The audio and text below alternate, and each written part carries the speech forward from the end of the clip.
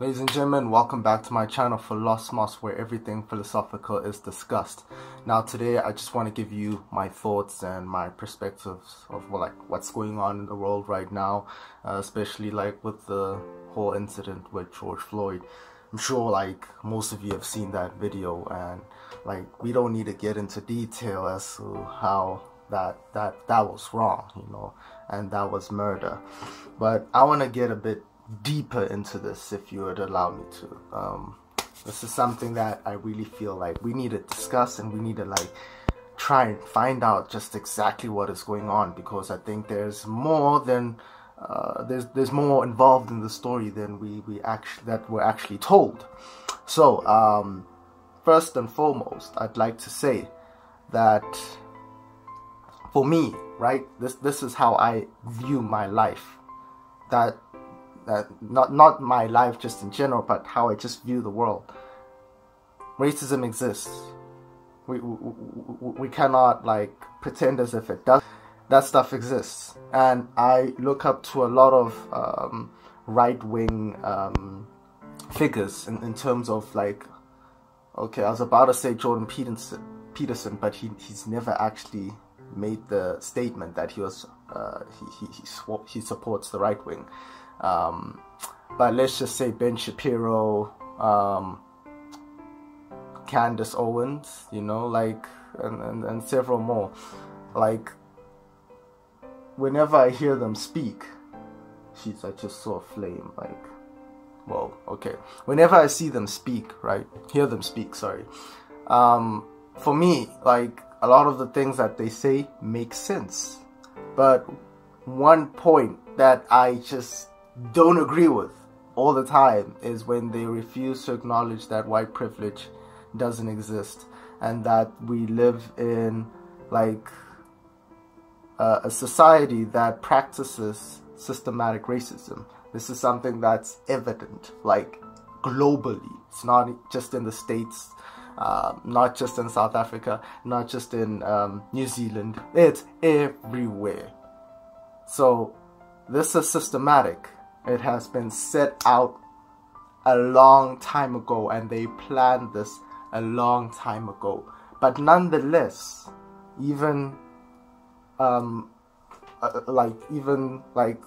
despite all of that, I still believe that you can never colonize the human spirit. I believe that there exists within us a force that can never be chained. And for me, that's where I dwell. That's where I live. So racism exists, and it gives a lot of people limitations. But there's nothing that you cannot break through, because you carry that same spirit that cannot be chained. Now, I recognize the fact that it may make several people disadvantaged, which is true. But if we're given a duration of time, and during this time there is a moment, small moment, or I don't know when, but there will be a moment that presents itself that offers you a choice in choosing to transform yourself, choosing to transcend your circumstances, or to remain where you are. I feel like we all have that choice, and it's not that everybody's going to be successful, but everybody can make the best out of their situation. But these are conversations, of course, that must be discussed. But on to George Floyd, we all saw that video, and we all saw that that was wrong. For me, initially, I was really pissed off. I was really angry, and I debated with so many people online about how that was wrong. But upon deeper investigation, upon more research, I'm realizing that everything that seems to be happening in a way that seems orchestrated. Now, I'm not saying these events were fake. I don't know, but there are weird things that are involved in that whole situation that just make it really peculiar. For example, when George Floyd was on the ground and he was motionless and the paramedics came, notice that the gentleman who was checking George Floyd's pulse was not a paramedic. He was not a paramedic. He was wearing police gear, like, uniform. He was not a paramedic. All he did was check his pulse. He didn't try to resuscitate him, bring him back to life.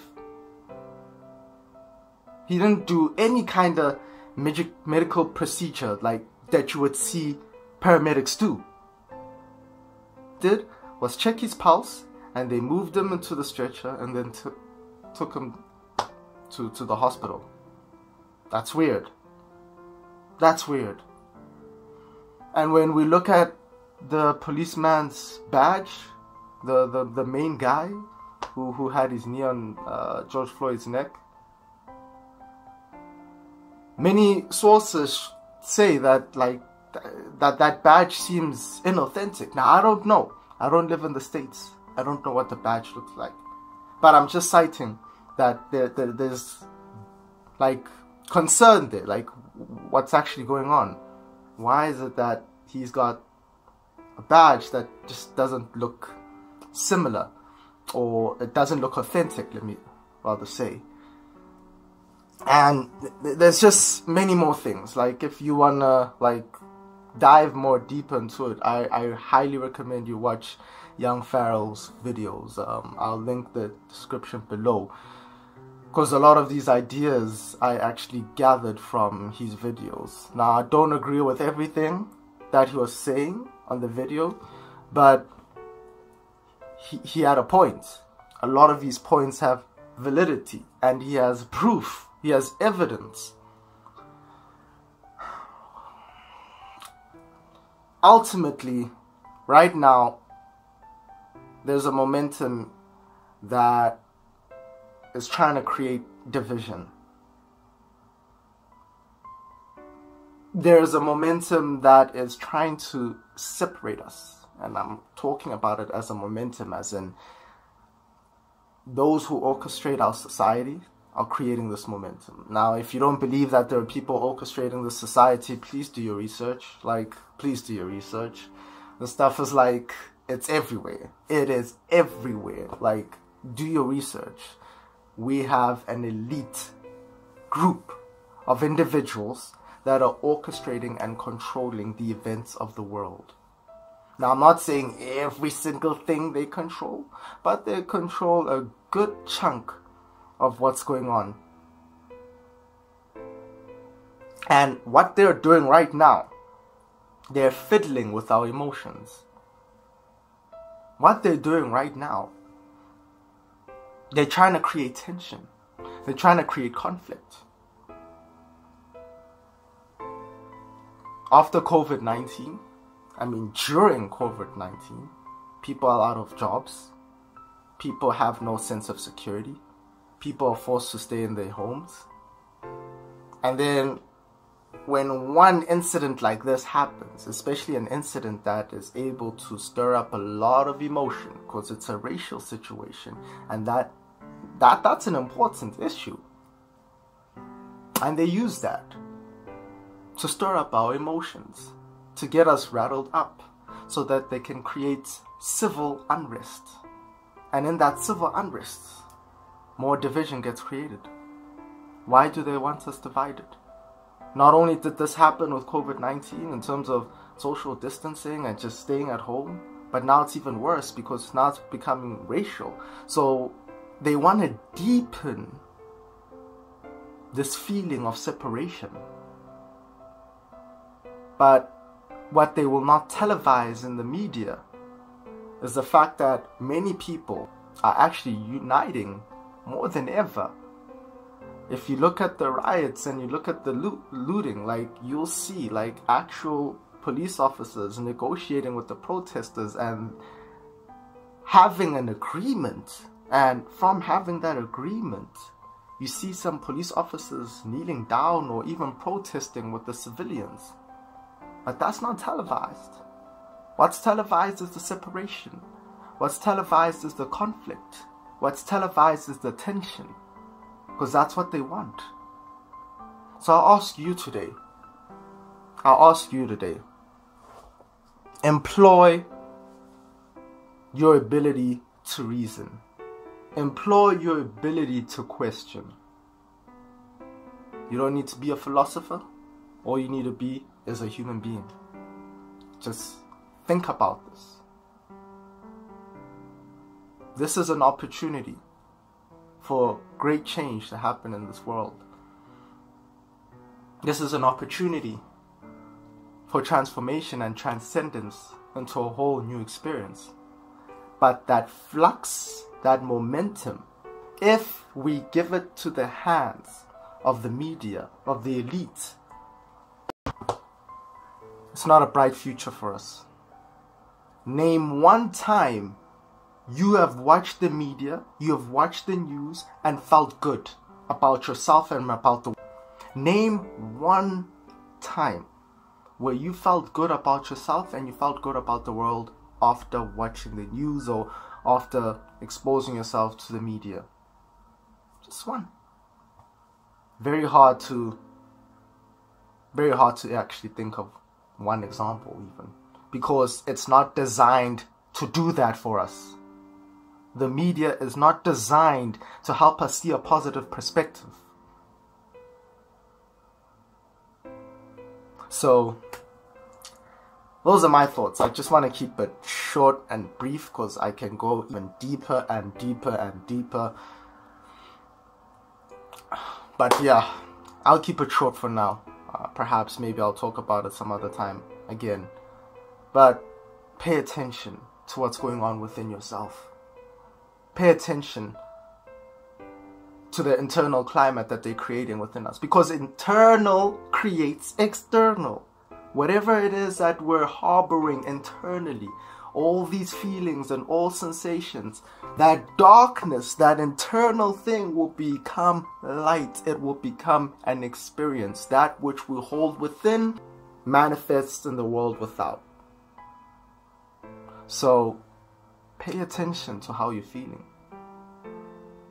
If you're mad, if you're angry, I'm not saying don't be angry. A lot of injustices going around, like occurring in the world. I understand that. But at the same time, we need to ask ourselves, what do we prioritize? What do we value? And if you value in any way, shape or form the goodness of life, then these are one of the adjustments that you need to make. Because if you're always exposing yourself to this, if you're always looking at what they're showing us, instead of looking for your own independent information, instead of just allowing them to spew information and you're just taking it in, I personally do not think that's going down a road that will lead to something positive. But we all have free will, we all have choice, and if you choose to believe that, that's your reality. But if you choose the other side, in which you want to question, the other side in which we value virtues that have sustained humanity for this amount of time. I mean, human beings have been here for a pretty long time. Relatively short in the cosmic time, but in terms of how we understand time, it's pretty long. And there are certain virtues that have kept us in existence. And one of them is love. One of them is compassion.